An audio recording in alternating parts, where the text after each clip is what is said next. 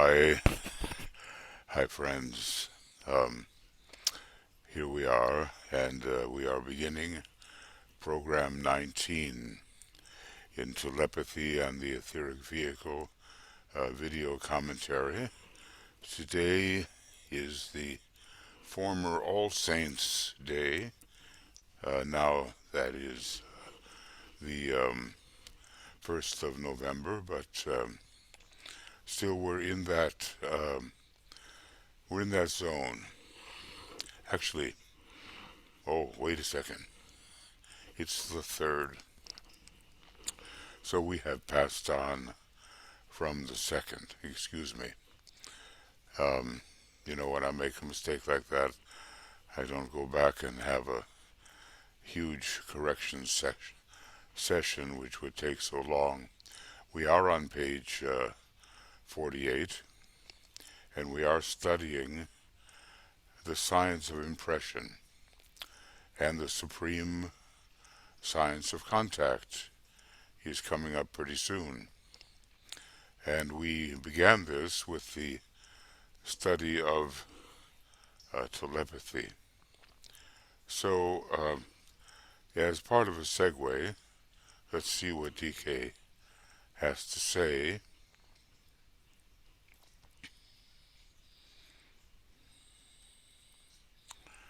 After due practice, this period of brooding upon the registered impression is followed by another period wherein the impression begins to take form as an idea, and let me just say, we may be dealing here not with uh, an idea from the Buddhic plane precisely, but the word idea meaning basically clearer thought. Um, Sometimes the Tibetans' use of language is absolutely precise, and sometimes he deals in general with language. From that point, it follows that the familiar course of translation from an idea, um, it follows the familiar course of translation from an idea to a presented ideal. Now, this is not as detailed or mentally understood as the idea may be, and it is generally in a more less logical and more cramped position. People follow all kinds of ideals, and they don't even know why they do. Okay. It then comes under the invocative appeal, he says, of the more concrete-minded until it finally precipitates itself into outer manifestation and takes form. That word is precipitates. So we're talking about how to move from the thought through the ideal and to the outer manifestation, which ultimately, of course, we have to do if the plan is going to manifest on Earth, or what we call the lowest level, if we're going to be able to do that. Okay, so then DK goes on, and the rest of our little segue, and I hope you're finding these segues good as reminders of what we have covered. You will see, therefore, he says, that what I am doing is to take the student a step further into the world of reception and perception and point him to the more subtle contacts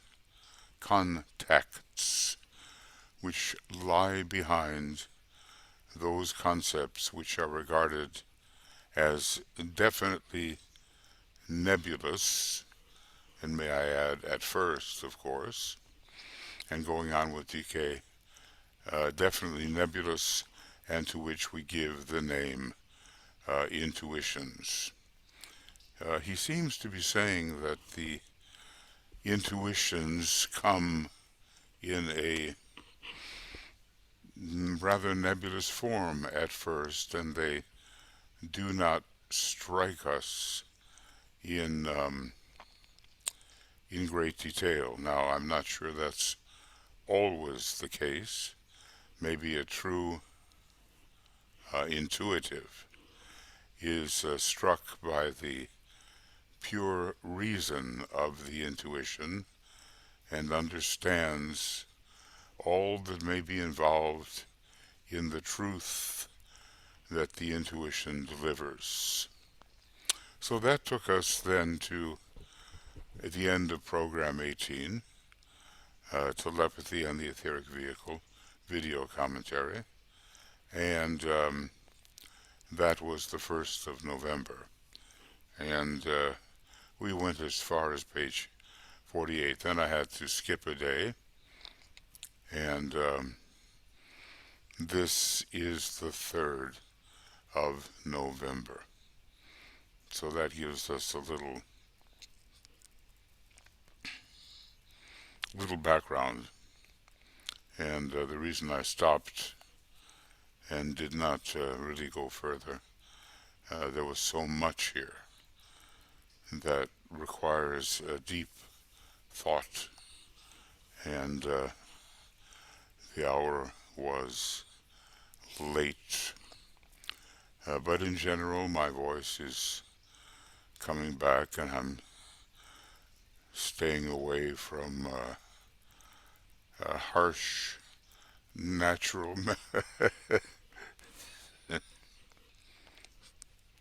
harsh natural medicines, especially if you gargle with them. It can really do a number on the vocal cords. So I should be in a much better position, hopefully, to make myself understood. Now he says, DK goes on.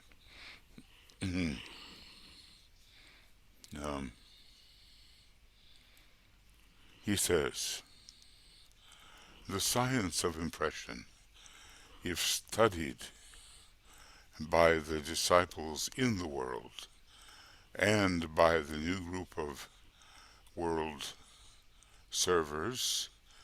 Now, may I inquire, is he being general about the servers, thinking they belong to all categories of development, even the lesser categories?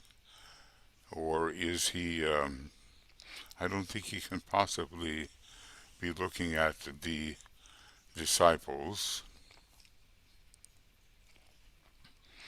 as if they were of lesser caliber, because we do have disciples of all kinds, up to and in a way including the 3rd initiation. He calls Roberto Assagioli an initiate disciple, and it's a general term which would even apply to Master DK. It would apply to Sanat Kumara, who is a disciple of the Solar Logos, and it would apply to those greater beings as well. They always can be taught by someone who has achieved more and therefore the great upward trending chain of hierarchy is preserved. So anyway, the science of impression, if studied by the disciples in the world and by the new group of world servers, will greatly facilitate the presentation of those ideals. And here may I add that these are probably high ideals and not the kind that cramp us and put us in confined and unrealistic situations. Anyway, DK is saying, will greatly facilitate and the presentation of those ideals which must and will condition the thinking of the new age and will eventually produce the new culture, hardly evident in the culture wars now occurring in various countries, may I add, but here the Tibetan says, will eventually produce the new culture and the new civilized expression which lies ahead of humanity, superseding the present civilization and providing the next field of expression for mankind. So these ideals are high and good and propulsive, propelling, if I may say, propelling us towards all DK talks about here, the new culture, the new civilized expression, and that which must definitely supersede the present civilization with all its liabilities.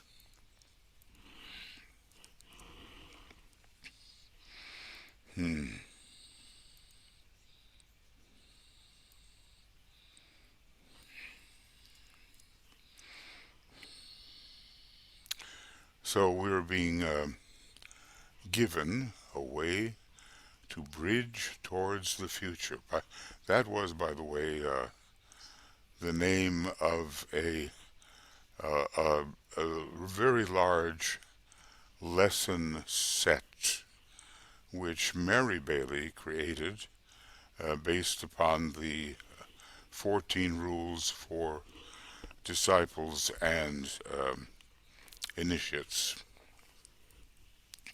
I think that was, I don't know, my impression was it was occurring after Foster Bailey had passed on, and she threw herself into that work, is my impression. And that, of course, is a area of study which is much needed and outlines the method of group work for the future. I sometimes don't see how people can say, oh, well, those books are old and they've been superseded, when nothing of their quality or nature has been offered or attempted by other sources. So, yes, the writing technically ended in 1949 with Alice Bailey's passing. But what was already written down was extraordinary in its depth, and we will come to realize that. Okay. The new culture and the new civilized expression which lies ahead. Now, sometimes I think we can pause and somewhat feebly anticipate what that new culture will be like. But of course, the Christ will be with us, the great teacher. And the lords of liberation will be ruling the various decanates of Aquarius. Liberty, um, equality, and fraternity, or maybe more in order, liberty, fraternity, and equality. So right now we have such a grasping, selfish civilization in many quarters, and that's no way to bridge towards the new age, to hang on to those old habits of accumulation, which, may I say, have emerged and wrecked the world. I don't use the word capitalism there, but you can see what that's all about.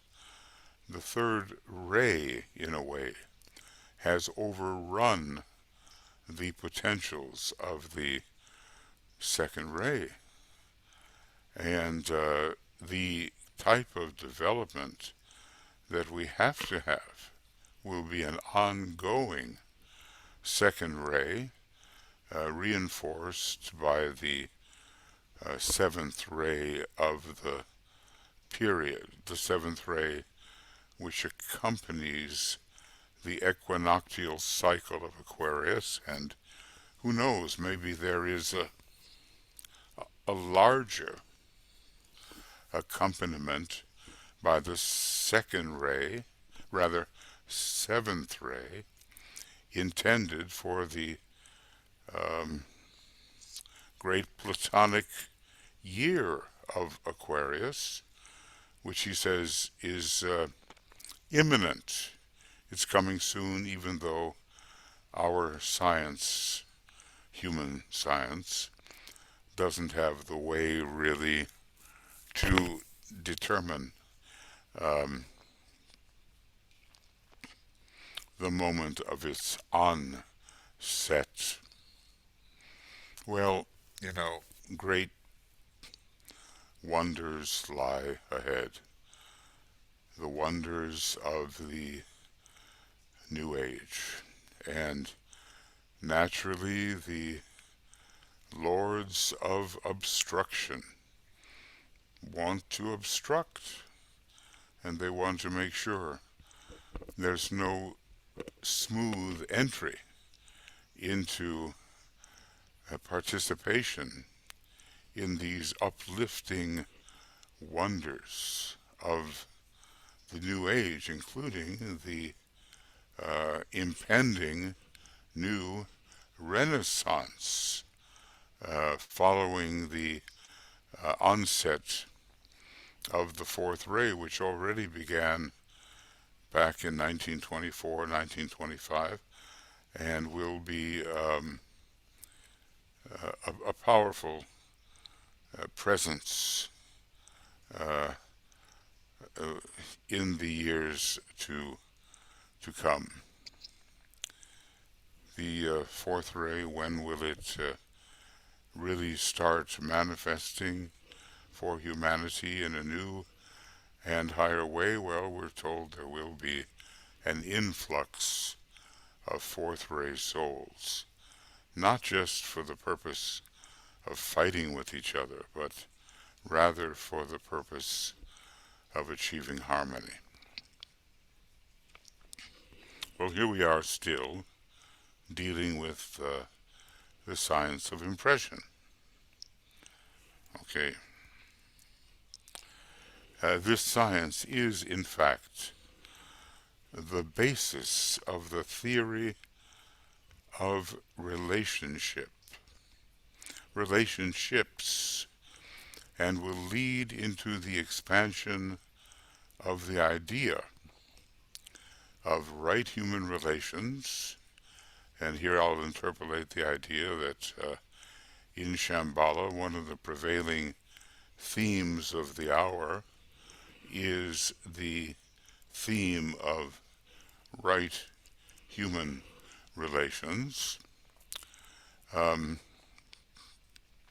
so anyway, DK is saying this science is in fact the basis of the theory of relationships, and notice at first it's a theory, and he goes on to say will lead to the expansion of the idea of right human relations, which has hitherto, as a phrase, been confined to an ideal desire for correct interplay between man and man, group and group, and nation and nation. Um, and it has also been restricted to the human society and interplay, and remains as yet a hope and a wish. Well, certainly, may I add, if you are looking at our situation in the world today, with so many people lacking the basic necessities of life, scavenging for daily food on the garbage heaps of great cities. Imagine turning your children loose on the garbage heaps so that they could at least come up with something for the family to eat, and could come up with maybe something to sell or use, so that there was not a condition of complete poverty. It's a crying shame. But there are those extraordinarily wealthy people who have a heart, and or for their own purposes are aware of such conditions, and they here and there have been forthcoming. So anyway, this idea of right human relations, and it says, as a phrase, it has been confined to an ideal desire for correct interplay between various points of tension. Every entity is, in a way, a point of tension. And of course, then we start getting into the idea of the metaphysical idea of what a point really is, and whether or not it has a dimension. What is it if it has no dimension and yet exists?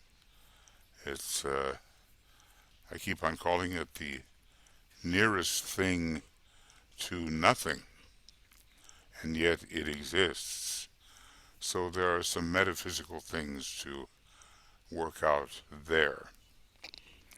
But now we can look at the science of impression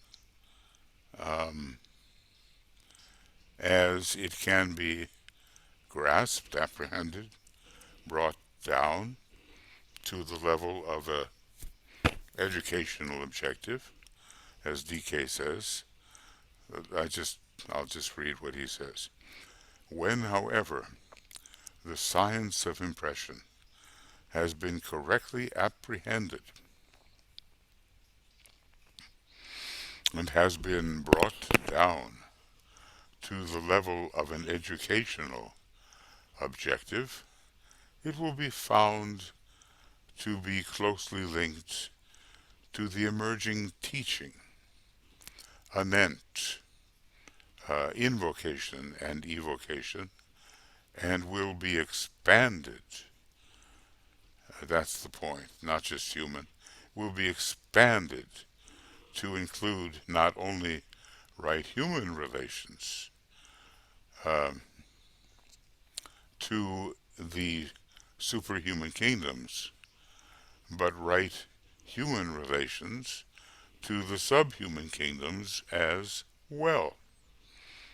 So it's not to be confined only with regard to human affairs. Right relations. Now, sometimes we call it right human relations, and that's a great need, of course. But maybe if we kept it more general and said right relations, we would end up including all the kingdoms. And from top to bottom of our solar system, our cosmic logos, our supercosmic logos, and even our universe, right relations would prevail. If we could only have them in mind more frequently as we interact with people, with animals, with plants, with minerals, yes, with angels, with gods, with great sources um, of inflow to even very high realms, and on and on. Right relations seems to be the key, and they will be harmonious, productive relationships which will make possible the expression of that part of, now excuse my metaphysics, of that part of absolute infinity which has been selected by the trans-universal deity to be the um, subject, the method, the theme of any impending universe. Okay, let's see what else we have here. So, correct apprehension is the key to the manifestation outwardly of the divine plan. And in our schools, um, this science of impression will be taught, perhaps especially, well, uh, maybe I'll go out on a limb here, but in seed group number 4, which involves, I think, the head center, Ajna center, and throat center, and then the science of invocation and evocation will be more intelligently taught, because that science has not yet really seen the light of day as far as its full potential goes. Now we may pray and expect an evocation. Maybe that's an aspect of it, but the true invocation is more scientific, if I may say so, than prayer, though prayer has to be considered necessary. I mean, if the Christ did it, um, it certainly has passed the test of usefulness. Our Father who art in heaven, etc. Hallowed be thy name. DK actually goes through, in one of these books, is it is it externalization of the hierarchy? He goes through the Lord's Prayer in a very esoteric manner. So, I guess the science of impression, we continue talking about it. DK goes on to say, it will therefore be concerned with the sensitive response of the entire natural and supernatural world to the one in whom we live and move and have our being. And he seems to be hinting that that is the planetary logos, but of course, who is finally the one in whom we live and move and have our being. It is finally the universal God, the universal logos, is the one in whom we live and move and have our being, at least for ultimate practical purposes. It can go further, but that's far enough. And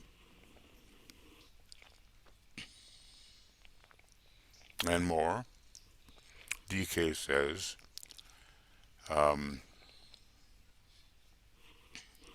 when speaking of this science of impression, he's sticking to that subject.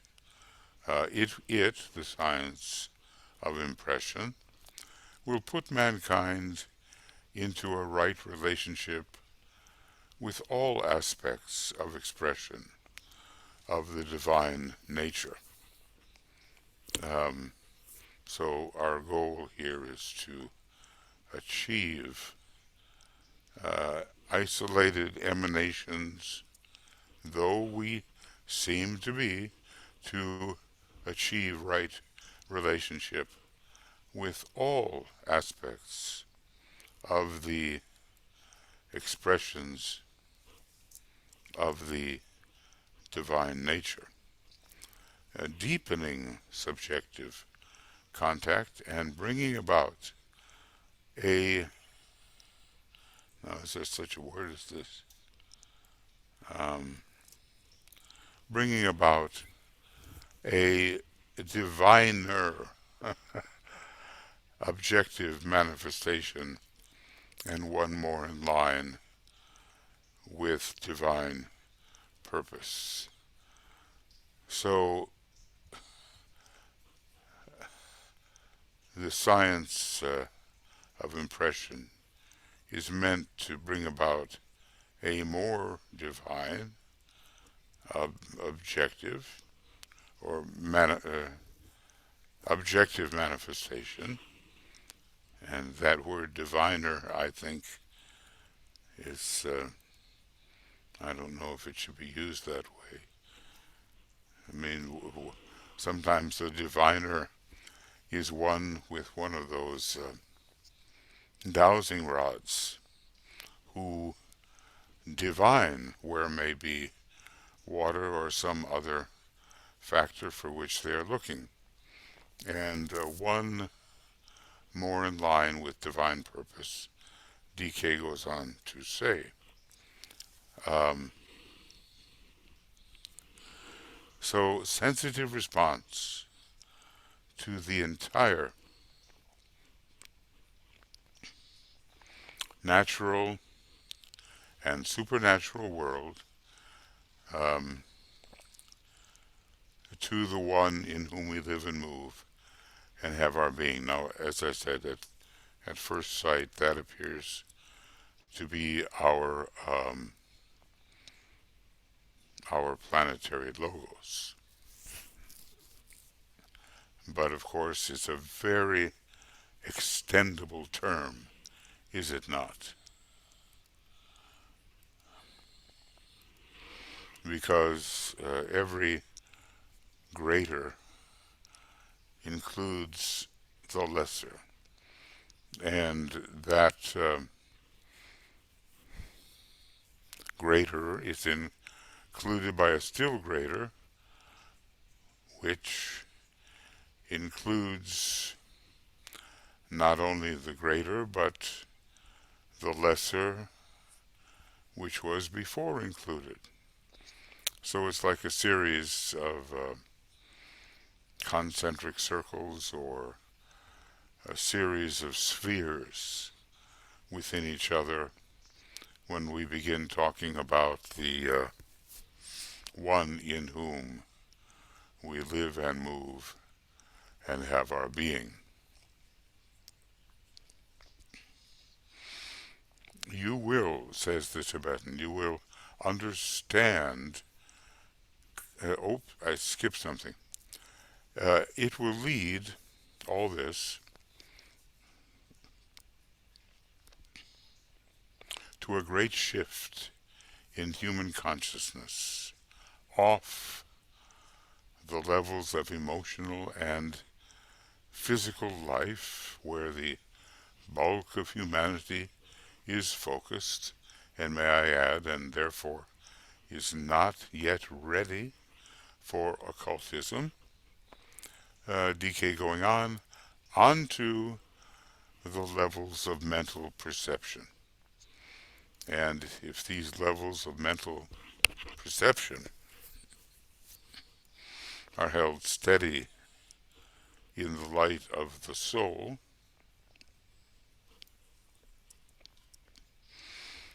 then they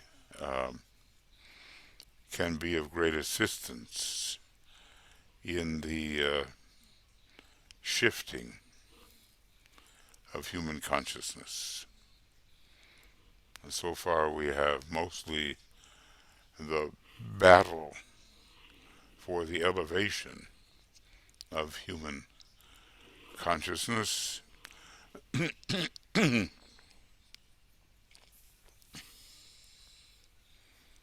Sorry.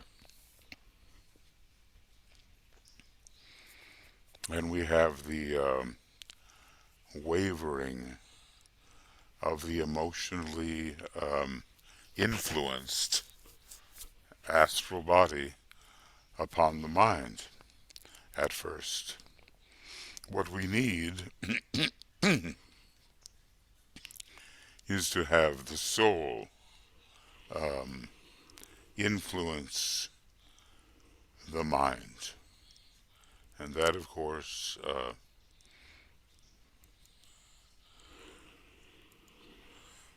is easier said than done. As you go through your day, you know, any day, how much of it do you think is influenced by the soul, or by the illumined mind which is impressed by the soul?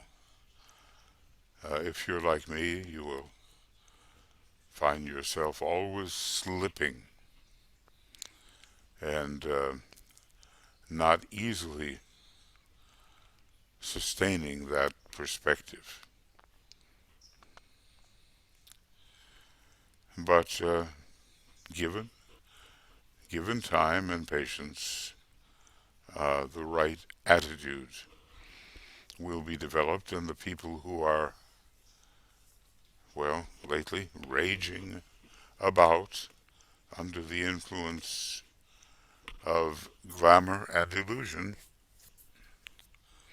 will be in a much more illumined condition. Now, part of our work as esotericists in training, I guess we can't yet call ourselves anything but students of esotericism. Part of our work is to help bring such people onto a firmer and less illusory mental uh, footing, as it were.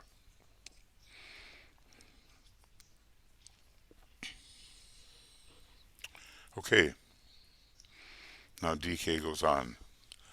You will understand consequently the reason why the knowers of the world have ever referred to the dual action of the mind, as it is sensitive to the higher impressions and active in um, the mental creation of the needed thought forms. And when it comes to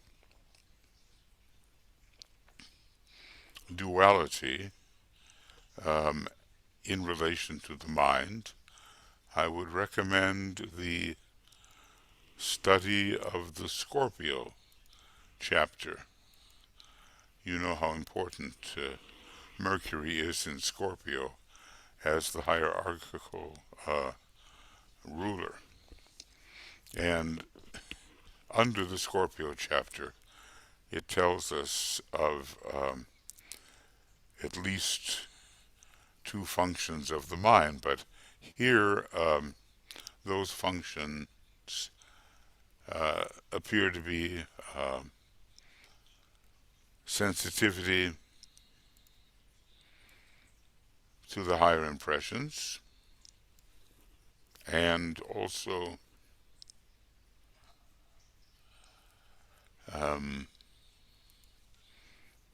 active creation, mental creation of the needed thought forms.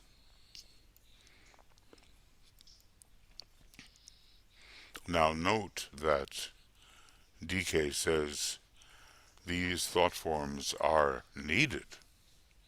For what are they needed? You know, and I would say to bring more and more clarity to what it is we're actually doing as we try to manifest the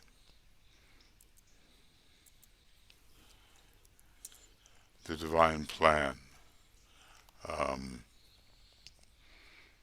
within reason, because we have limitations, but as we attempt to manifest at least something of the divine plan on earth, which means, of course, the lowest aspect um, of the cosmic etheric physical plane, our normal ether and our normal um, external lowest form of matter.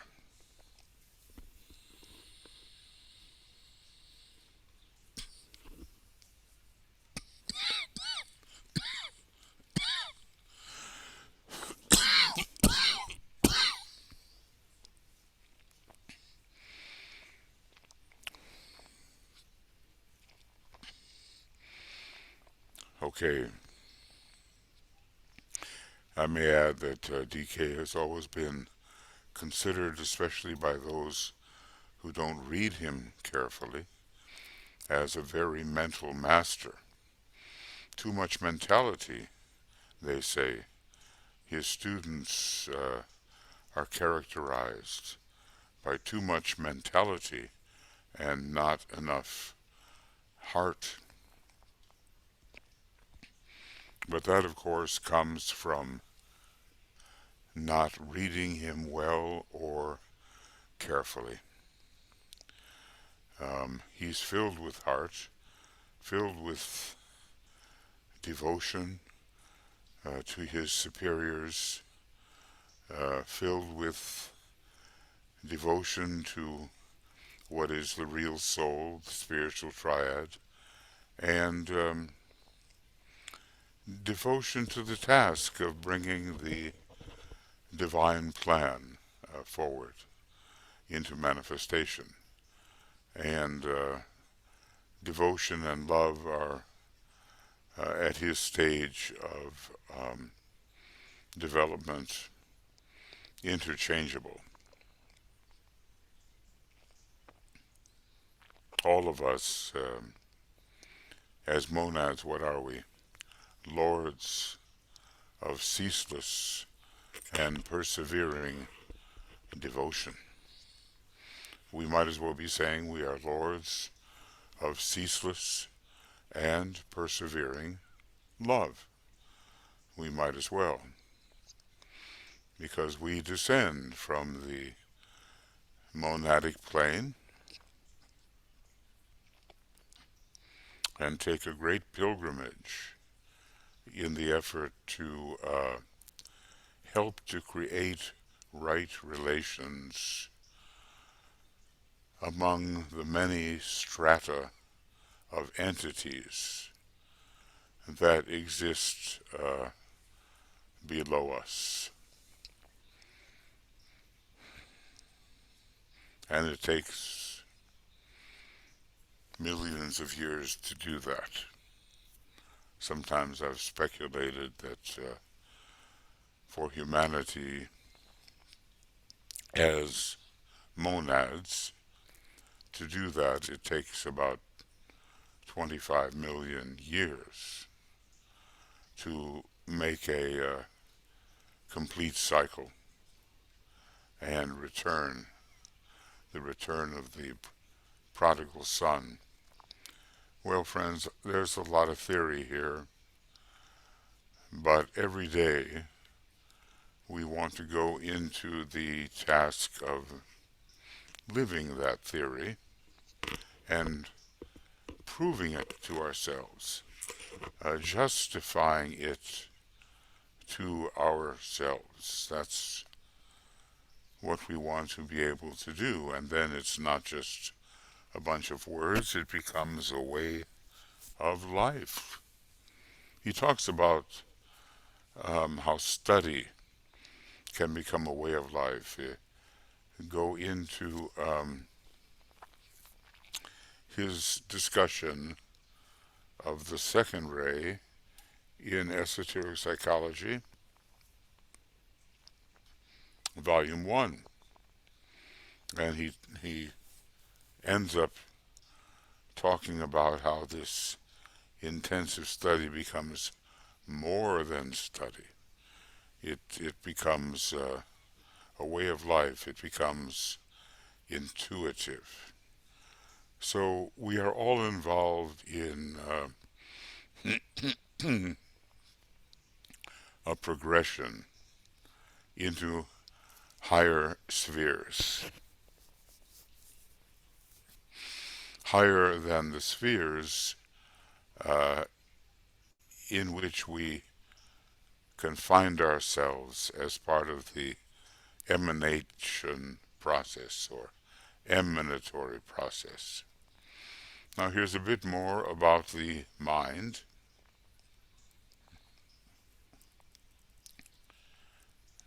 There's quite a bit here. Quite a bit. Oh yeah, this goes on. I'm not even sure I can, before our program tonight, do this, but we'll see. The mind, rightly trained, will seize upon the fugitive impression. I guess by fugitive it means it's on the run and it doesn't stay long, so you have to capture the fugitive, the one who wants to flee. So if the mind is rightly trained, it will, and then DK says, will seize upon the fugitive impression subject it to the concretizing effect of mental activity, produce the required form, and this, when correctly created and oriented, will finally lead to the externalization of the registered impression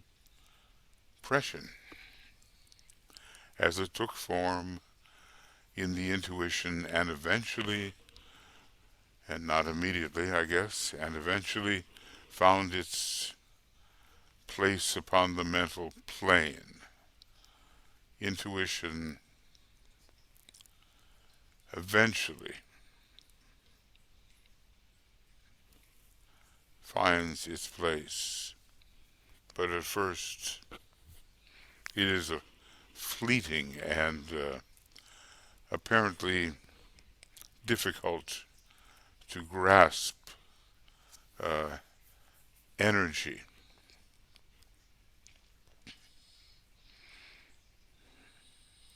So the mind will seize upon this fugitive impression, and always we have to note that the mind has a concretizing mental activity.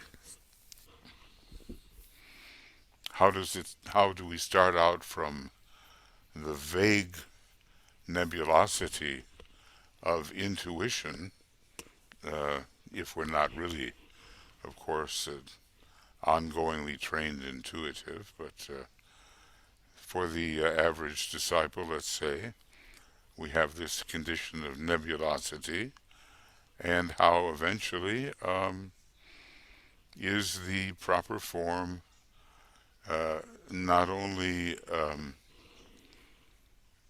conceptually brought forth, but but led to externalize on the outer plane, and that externalization has some exactitude to it. Maybe it is the mystic, pure and simple, that is happy enough anyway, to stay in this state of the nebulosity which follows impression. You will see also, says the Tibetan, why disciples and world workers, are they different? Have to function as minds, as receptive and perceptive intelligences and creators in mental matter.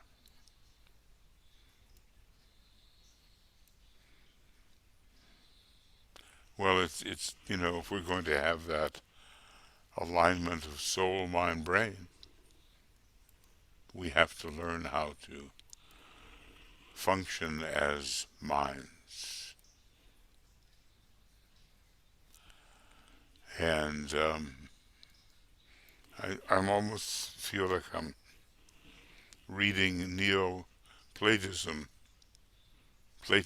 here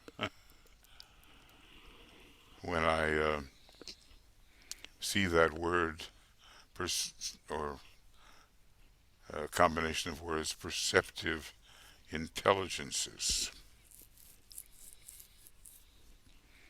So we receive and we create.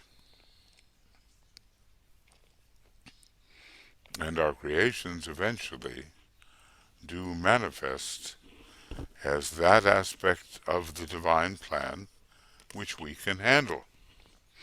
Now, just go to Discipleship in the New Age, Volume 2, and there's Meditation 4, which will have us reflect upon that part of the plan which is given to us to see into outer manifestation.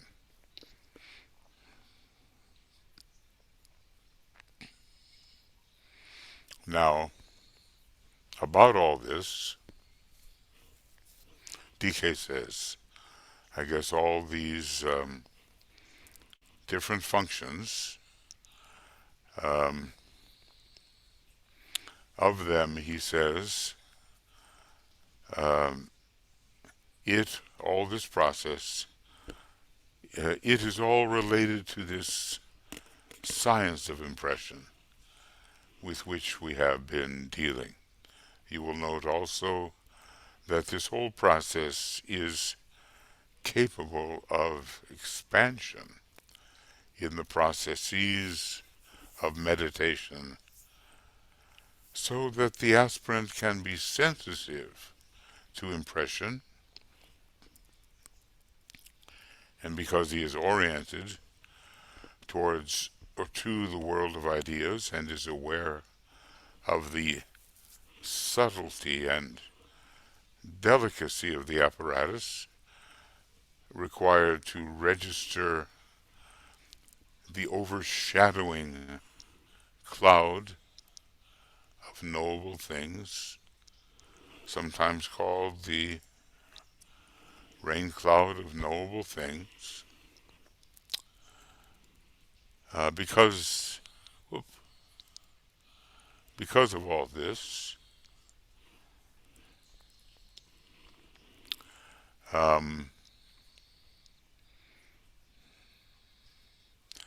he is safeguarded from the sensitivity required to register impacts from other minds, good or bad, in their orientation, and from the thought currents of that which is in process of taking form, as well as from the powerful pull or urge of the emotional and desire reactions of the astral body and of the emotionally polarized world in which he lives physically.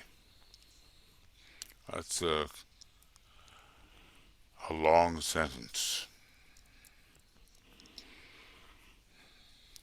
That the process is capable of expansion in meditation, so that, as DK says here, the aspirant can be sensitive to impression, and because he is oriented to the world of ideas, now that would be, may I interpolate, the world of the triad, minimally it would be that, and because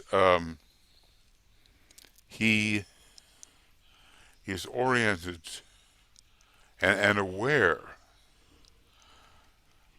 he's oriented towards the world of ideas and is aware of the subtlety and delicacy of the apparatus required to register this rain cloud of noble things.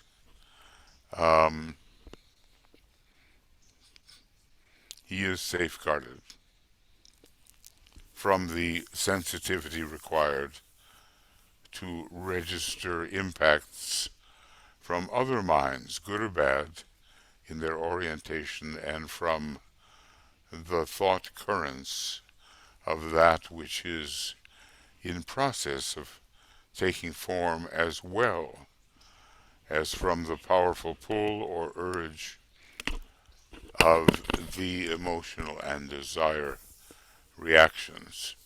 There's a kind of insulation which is taking place.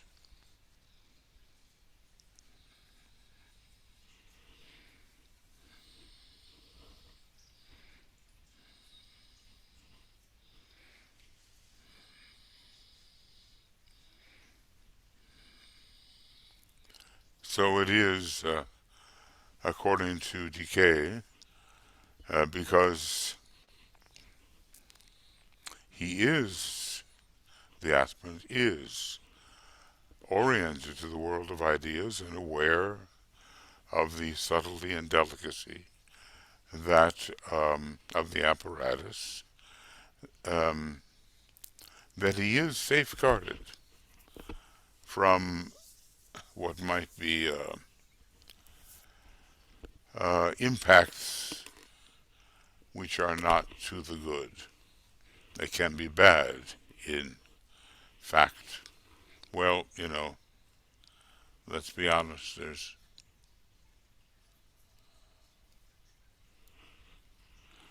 there's still plenty to ponder on in this sentence. We've certainly called or been told about in esoteric psychology too about the rain cloud of knowable things, and I think we've been told about the rain cloud of unknowable things. They're just too high for the type of impression that we can actually register. But safeguarding is an important aspect of this work. And the day of the full moon itself is a day of safeguarding.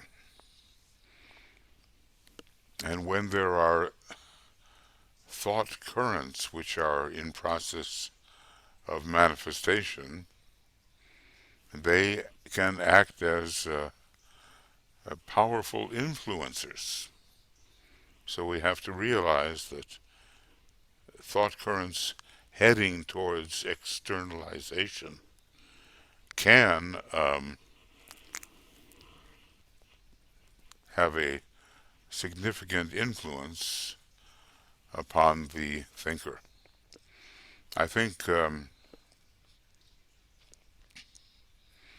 we have to know where our impressions, provided we are registering such, where are those impressions coming from? That's what we have to know. Are they simply coming from our own sort of generative mind? Are we cooking them up, as it were? Or are they really points of higher tension which are working their way to the brain and into action, going through the soul, mind, brain process, and which involves our apparatus? There's one thing, may I say, to talk about our thought concreting apparatus in the abstract, and it's another thing to use it.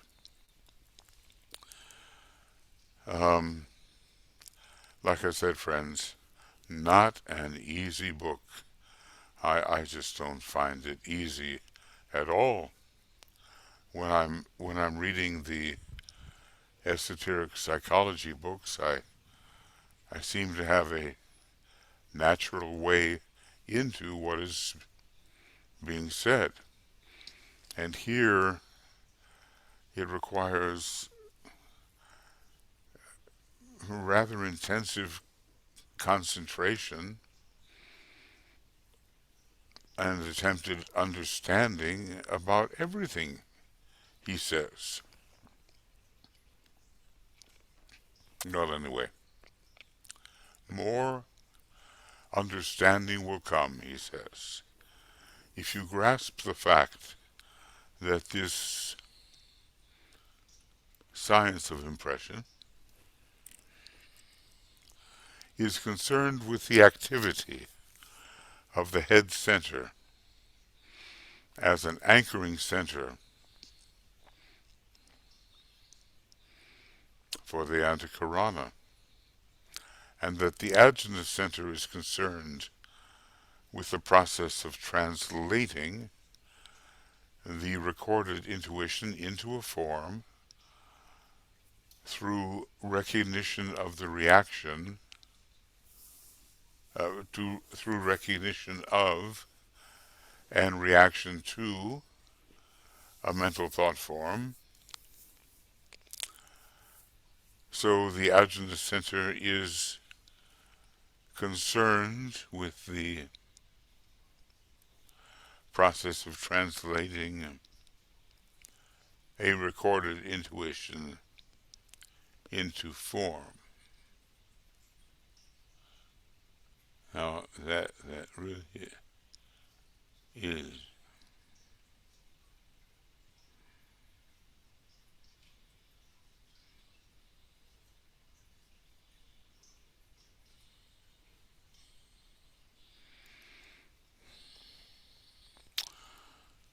okay.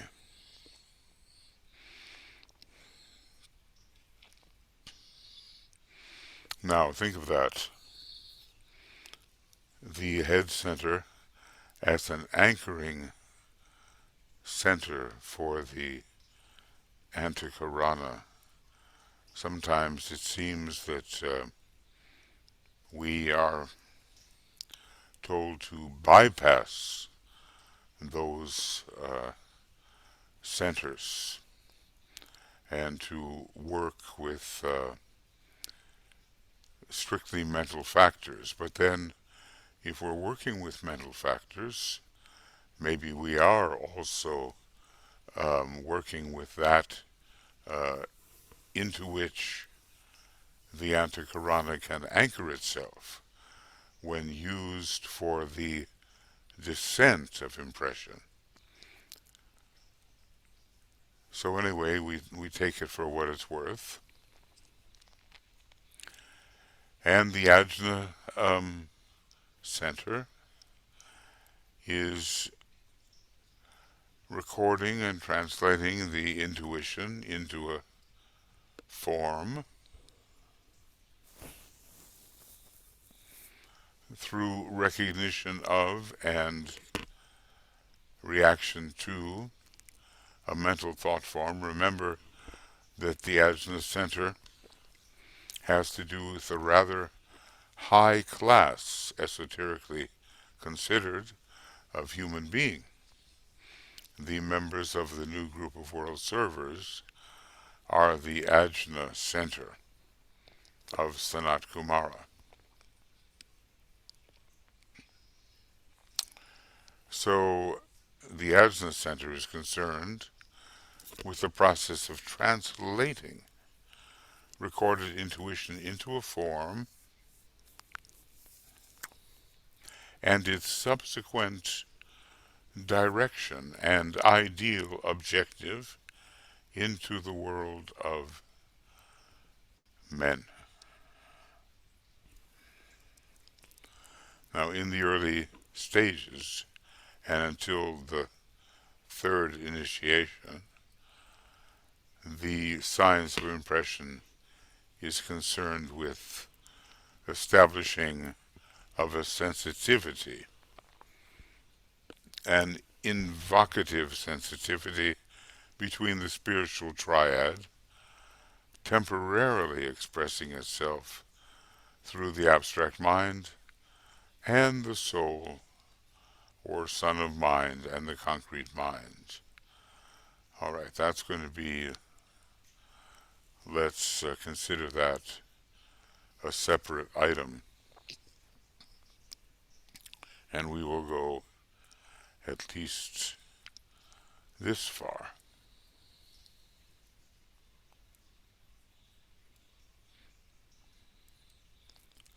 There's so much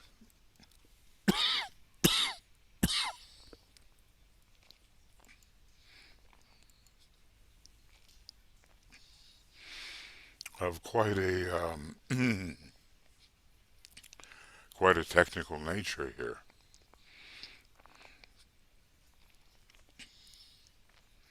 The functions of the head center and of the Ajna center. Do we have that clear?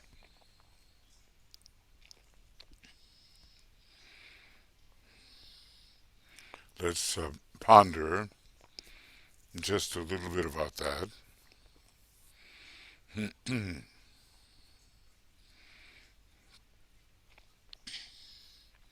That the science of impression is concerned with the activity of the head center as an anchoring center for the antahkarana,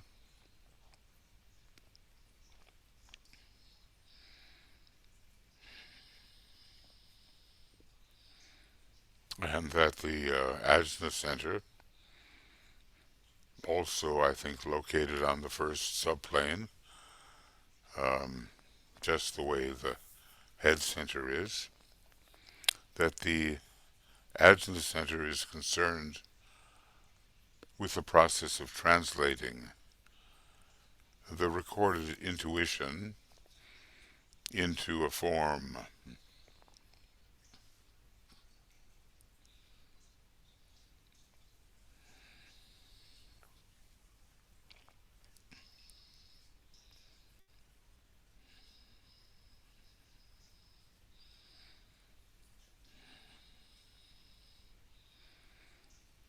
And a mental thought form is to be considered um, as this translation into a form is occurring.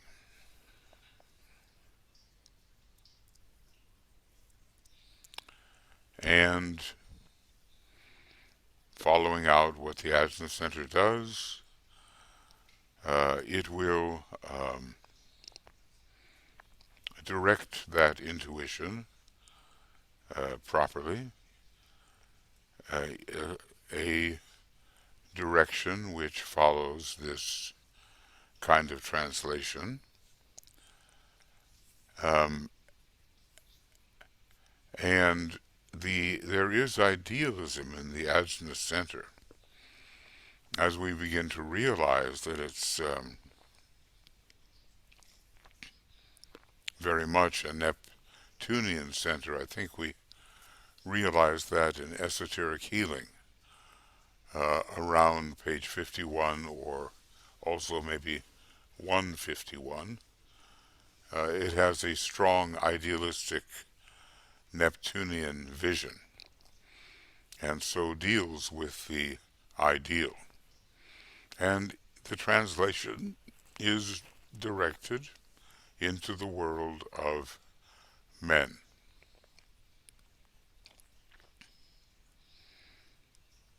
Our normal outer physical plane.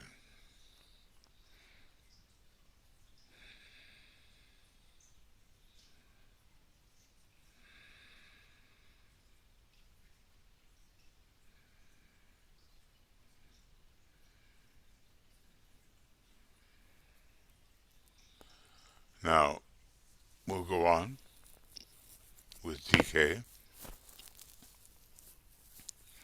In the early stages, and until the third initiation, the science of impression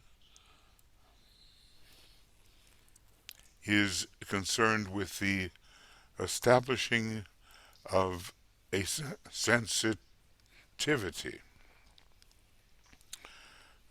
It's an invoked sensitivity and or invocative sensitivity between the spiritual triad, temporarily expressing itself through the abstract mind, and the soul or son of mind, and the concrete mind.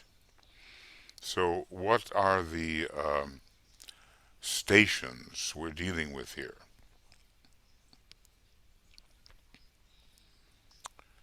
We're dealing with intuition on the level of the spiritual triad. We're dealing with the fact that intuitions are translated into high thoughts, mental abstractions, and that the monastic permanent atom has connections with what we normally call the soul on its own plane. It feeds the egoic lotus, or son of mind, and all this ends with the concrete mind. So that is the, looks like the fourfold kind of progression. He calls it a mental triangle, but there seem to be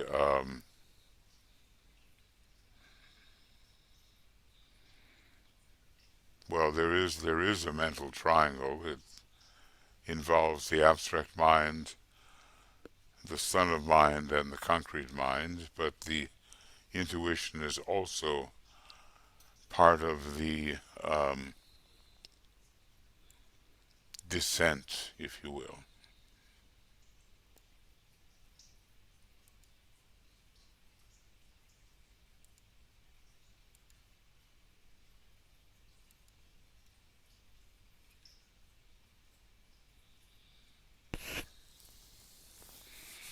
Now, I guess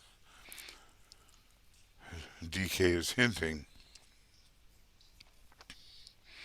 that after the third initiation, the science of impression is concerned with some other activity.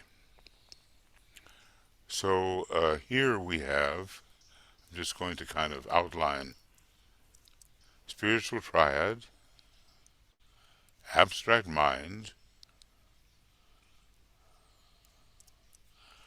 soul or son of mind, and concrete mind. Maybe he's not counting the spiritual triad uh, as a mind per se, but when you deal with the atmic plane, third cosmic ether from the top of the etheric physical cosmic plane, then the mentality is there. Now let's see. This is a further explanation. This mental triangle is a reflection in time and space of the monad and of the two higher aspects of the triad,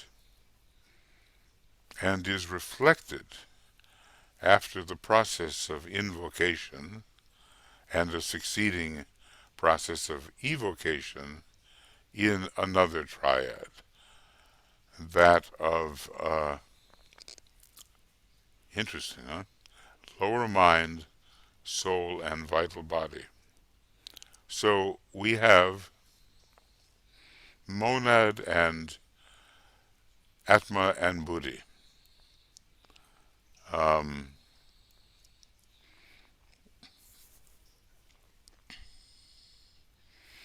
and it looks like the mental triangle, which is the abstract mind, the son of mind, and the concrete mind, are reflections of monad, atma, and buddhi.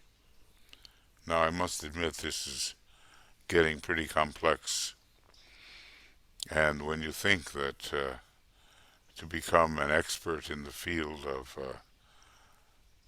telepathy and working with the science of impression, you have to know these things in a way that is not just theoretical.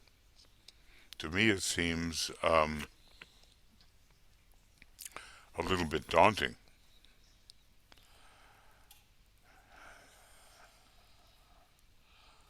So, I suppose we might say monad is related to the abstract mind, Atma to the son of mind or soul, and Buddhi to the concrete mind, although there's something about that comparison which qualitatively does not completely satisfy me, for sure.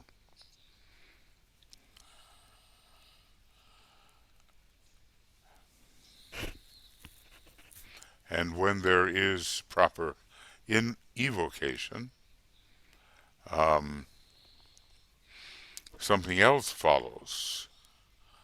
Lower mind, the soul, and the vital body.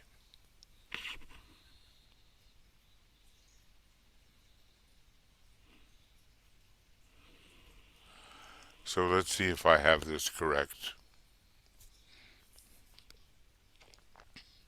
The mental triangle is a reflection of that which is found,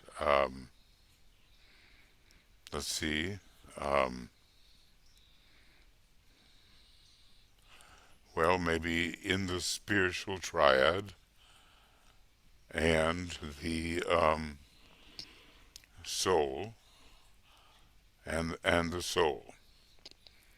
Of course, the spiritual triad is, in a way, um, its own area. Um,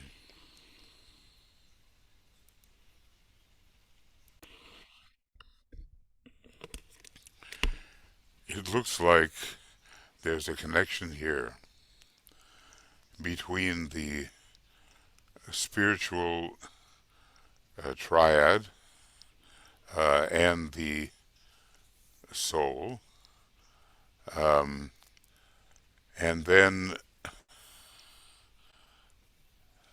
well, first with the abstract mind, and then with the soul or concrete mind, and as if it all starts with the spiritual triad.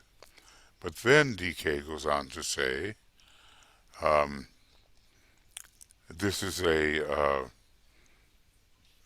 mental triangle, abstract mind, son of mind, concrete mind, and it is a reflection in time and space of uh, monad, which would give us abstract mind, and of the two higher aspects of the triad. Atma for the, well, this is what doesn't seem quite to uh, correspond, but this mental triangle is a reflection in time and space of the monad, which would correlate with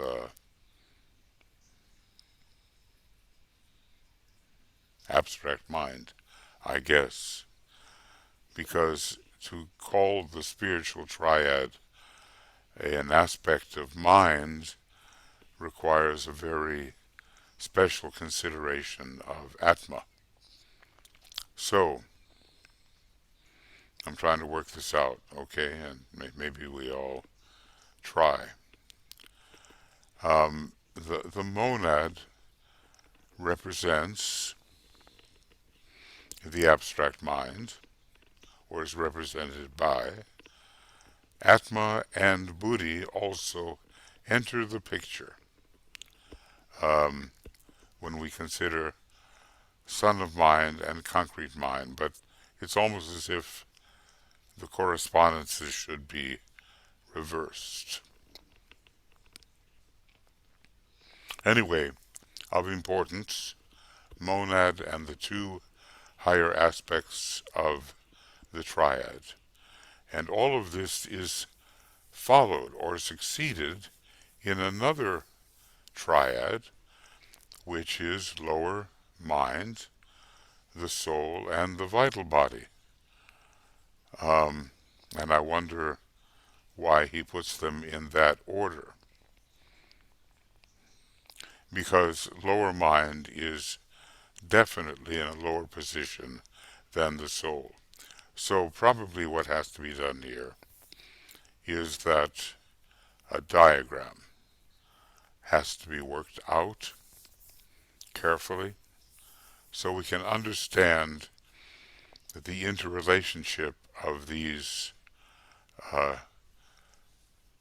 triads, basically, of which there are how many?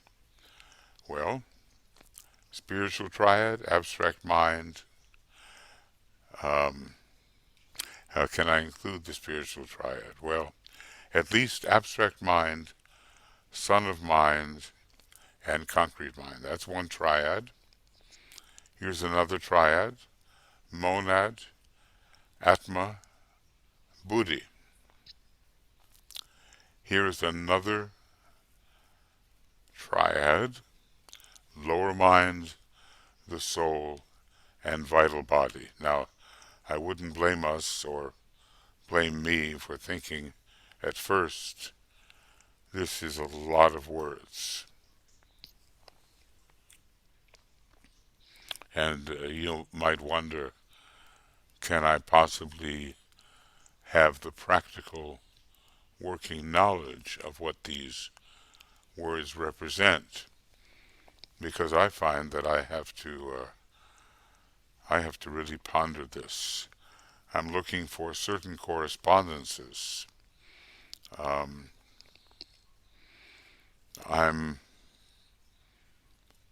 I would be quite happy if the Atma worked in relation to abstract mind and Buddhi in relation to the son of mind, and maybe the abstract mind in relation to the concrete mind.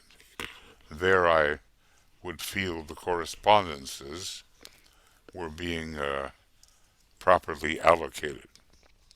So I just have to say, regretfully, that this is one of the sections that I'm really going to have to ponder, and maybe you will too.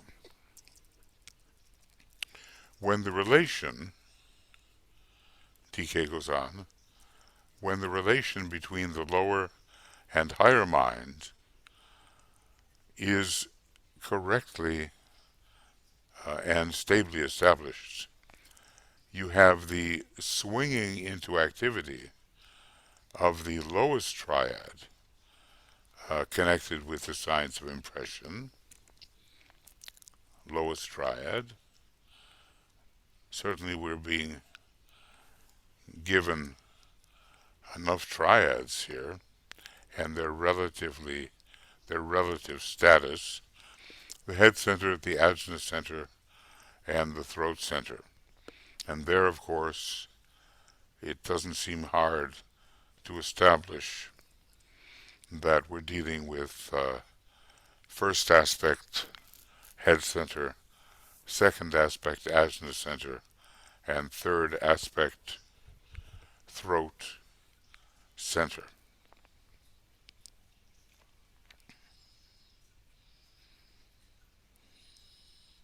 Now again, a diagram, we don't have a diagram for all this, but a diagram would really help if we can be careful enough about it to place things in their right relationship with each other.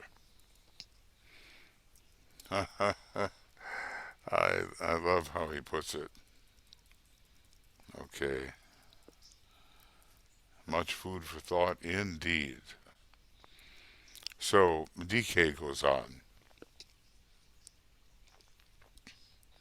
In the above, I've given you an interesting and brief elucidation of the technique to be applied to the energizing of the centers of the human body.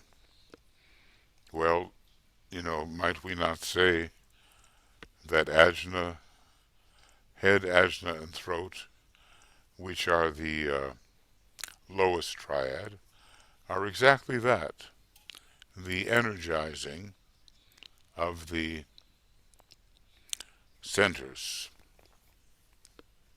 of the human body. I would remind you that what is true of the individual disciple must be true and is true of that great disciple, humanity, the entire human family. Hmm.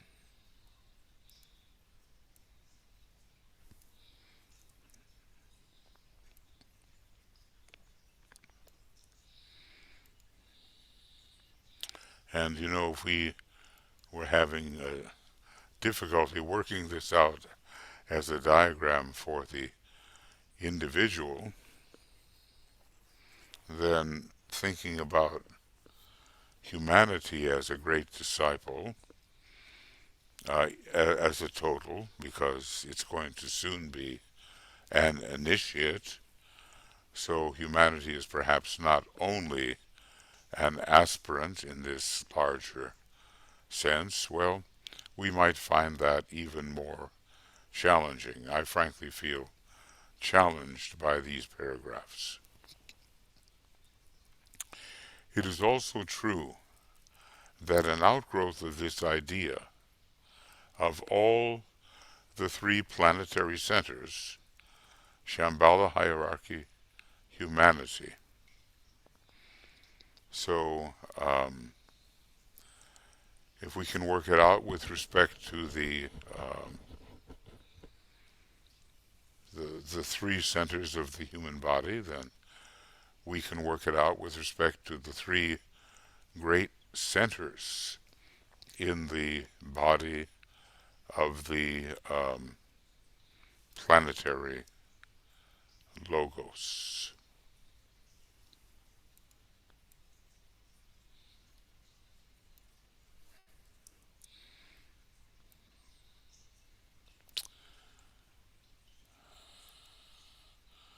I think in those days the students were given plenty, if they were in that C group, plenty to contemplate. So he keeps on redefining what is this science of impression. The name, science of impression, is given to the process whereby the establishment of the required relationship in all these units of life takes place. Now, this is going to be, we're going to see here a few important designations. So that's what the science of impression is. We've been given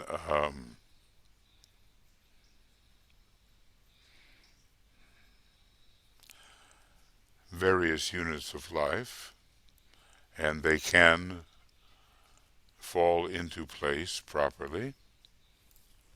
And the science of impression is the means by which they do achieve right relations with each other. Now, the technique, he goes on, the technique of invocation and evocation is the name given to the mode or method whereby the desired relationship is brought about. That desired relationship is a question of right relationship.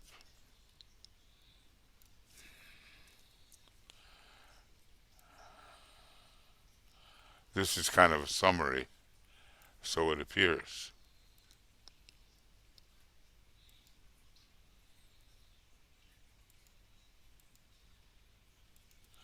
The creative work,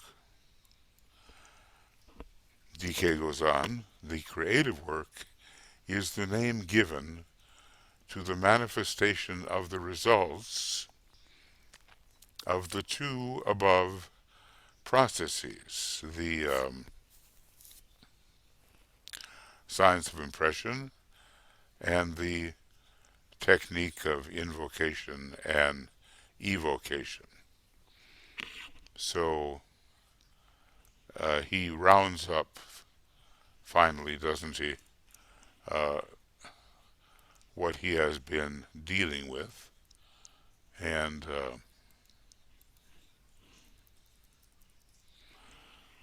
makes it as clear as may be possible. The three techniques, or the three aspects of the technique of evocation with which the average disciple should concern himself is, or are, the building of the antahkarana, the correct use of the lower mind in its two higher functions, and those functions being the holding of the mind steady in the light and the creation of desired thought forms, and the process of precipitation, whereby the impression is enabled to take tangible form. That's kind of reminding us of the white magical process. All of these different books and approaches are interrelated, and one of the things that I try to convey is the almost startling uh, effect of these interrelations. There's still so much that I would say all of us have to do. Um, to really understand.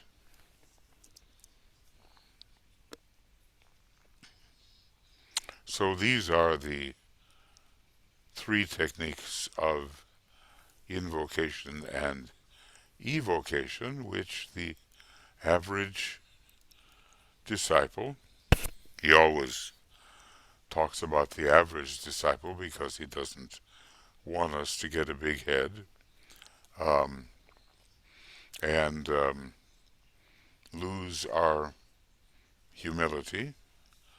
Um, so these three aspects, the building of the antahkarana, the correct use of the lower mind in its two higher functions, holding the mind steady in the light, and the creation of the desired thought forms,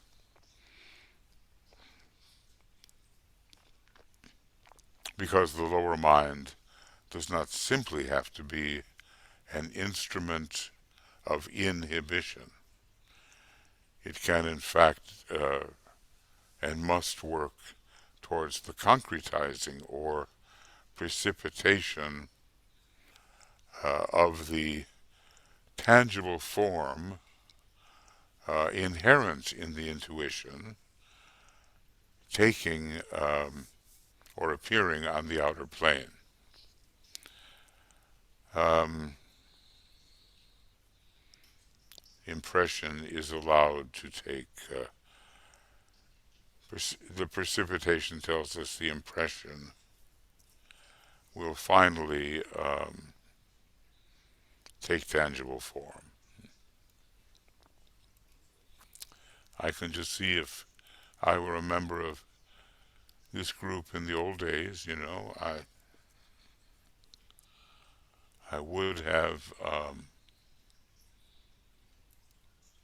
been quite careful in my work. I would have pondered and pondered and pondered. Now, in a way, I'm simply offering some suggestions for my continued pondering, and if you have not pondered these matters, then the inauguration of the phase of careful pondering for you.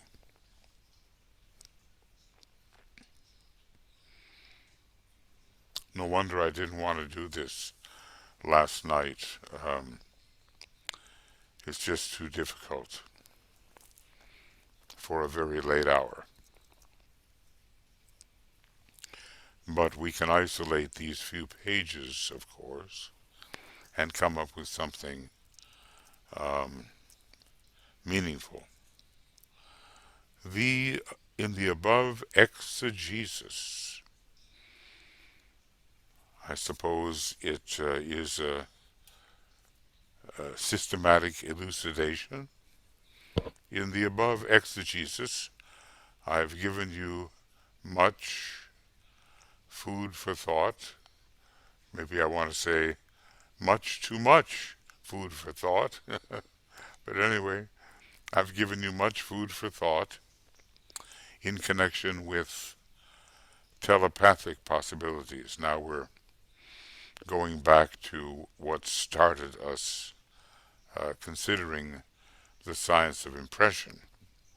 It all fits into the theme, says the Tibetan, of world service as it is to be applied to the expansion of human consciousness on a large scale.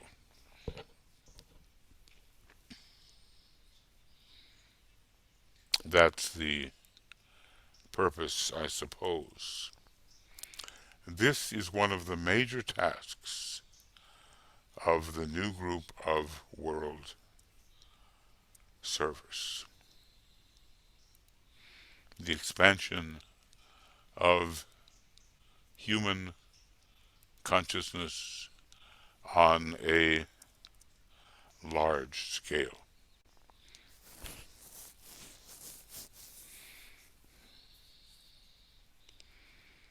Well, is there such a thing as being frustrated because you know that certain correspondences are escaping you, and in the detail of the presented triads, certain significant relationships are incompletely understood?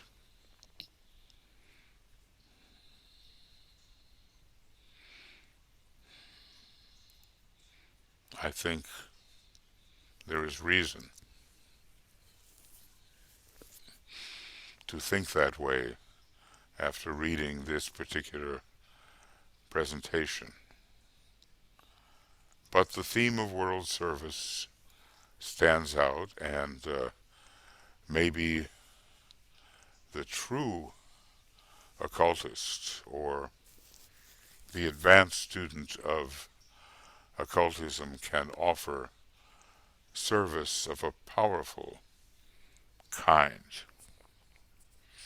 And by studying this science of impression and how it is related to telepathic possibilities, we will be in the position to expand human consciousness on a large scale. I guess it takes, friends, a certain amount of courage to head into this and try to make it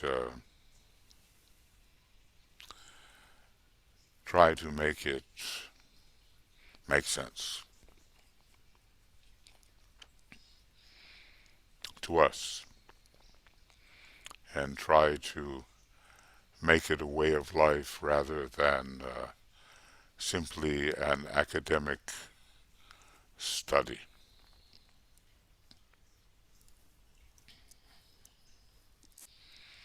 Okay, well, we're at page 52, and I think we began at page 48.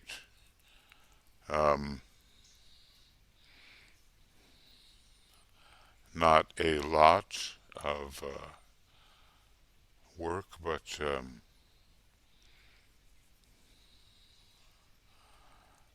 let's see. Page 46 to 48. That's the impression in relation to humanity, and here is the other one. 48 to 52, and it's November 3rd. Not All Saints' Day, it's instead November 3rd. And we have been beginning program 19.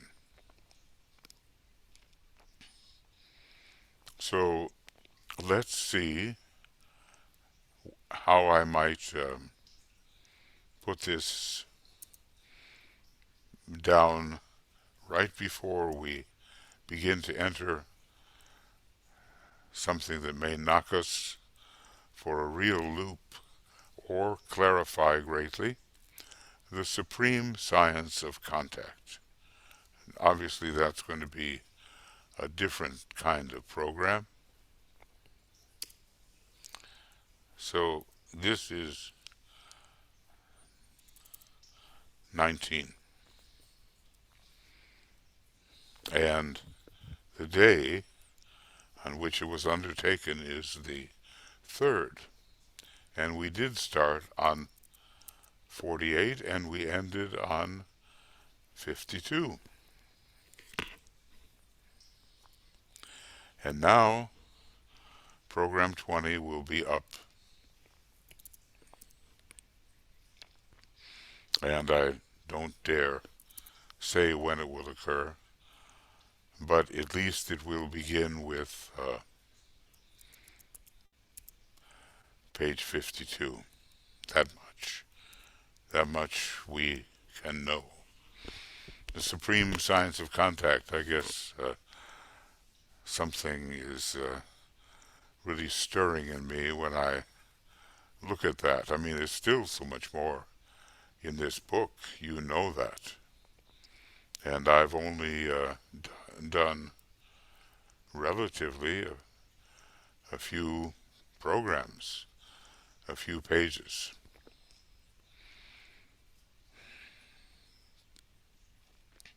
See, I like the correspondences to work out, and when sometimes something lower is placed above something higher, it disturbs me.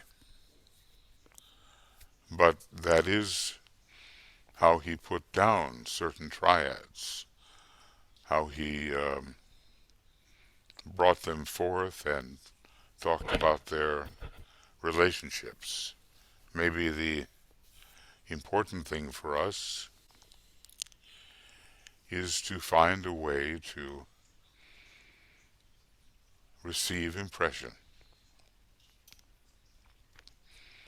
and become naturally telepathic in our groups, which involves a great deal of the love and harmonizing energy and the clarification of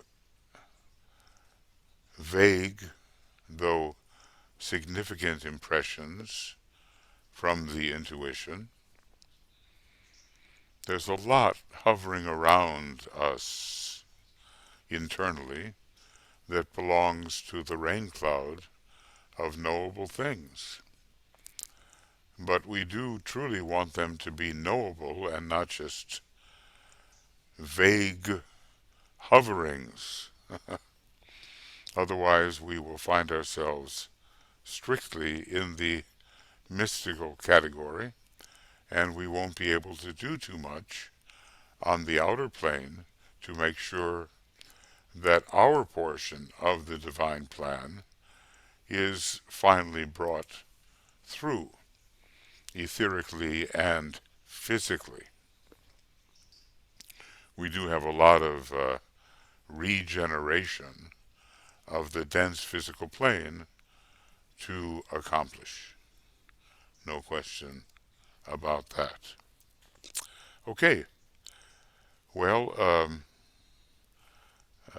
Tui and I go on here trying to provide you with materials that the Tibetan really has given to all of us, but try to stimulate an interest in them. That's our purpose, and our team of BL and Joe and Mikhail and Michael Stacy, that's the ongoing team, and the help we receive from other members of the team as conference approaches. Well, we have great gratitude for them and how they manage to, help keep all of this going. Okay, friends. So that will be it for the moment. Looks like I have actually recorded and I don't have a mute issue. And I'll say goodbye right now for this program 19. See you soon.